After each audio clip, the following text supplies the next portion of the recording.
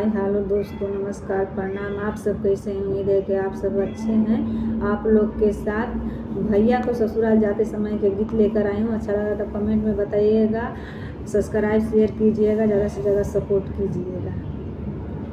कोठा ऊपर कोठरी के गुड़े दुआरिया लाल, तहावा कौन दुल्हा सेटावा सांवर लाल, तहावा कौन दुल्हा सेटावा सांवर लाल।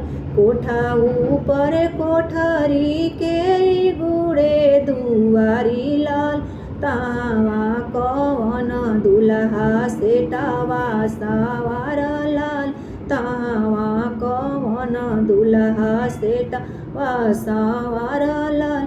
अपने सांवर दुल्हा जी जाना बुलावा लाल, अपने सांवर दुल्हा जी जाना बुलावा लाल।